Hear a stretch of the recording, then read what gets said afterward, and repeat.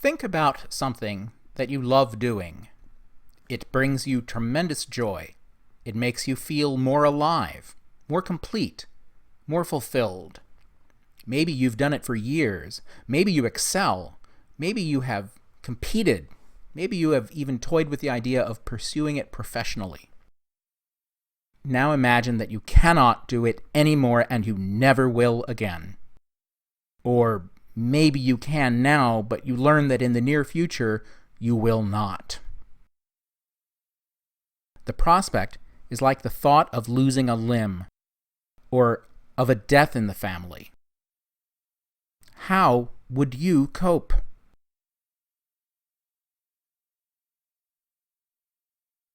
As mentioned in the course description, Beethoven's lifetime included an unusually turbulent period in European history.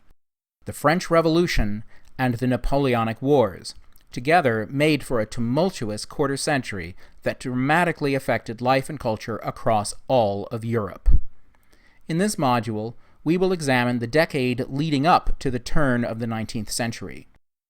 Here, I am obliged to emphasize again that when we apply the term the Enlightenment to the late 18th century, we refer to what philosophers prescribed in theory as better forms of government. But on the ground, in political reality, most actual governments, including the Austrian Empire, were repressive authoritarian regimes. And this is particularly important for understanding the extent to which Beethoven could, and could not, articulate his liberal political views.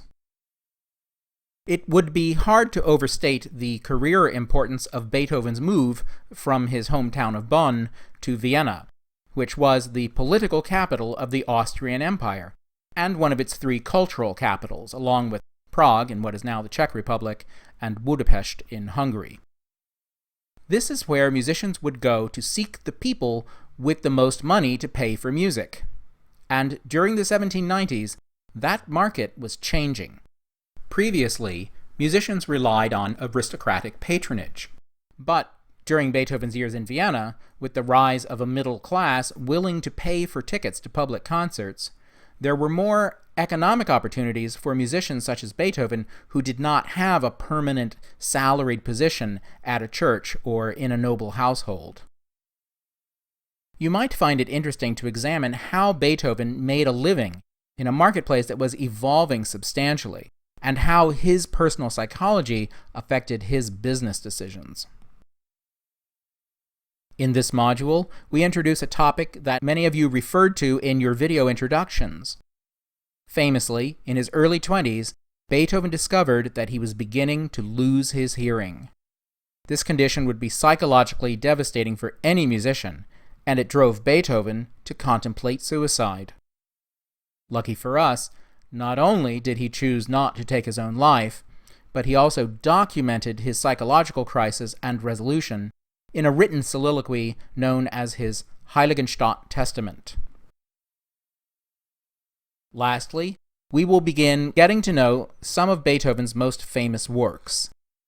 We will start with his two best-known early piano sonatas, Opus 13 in C minor, and Opus 27, number 2, in C sharp minor. If you think those names sound generic, you're right. They are literally generic, identifying the genre, opus number, and home key. Many, not all, but many of Beethoven's works acquired nicknames that are more distinctive and easier to remember than the generic labels.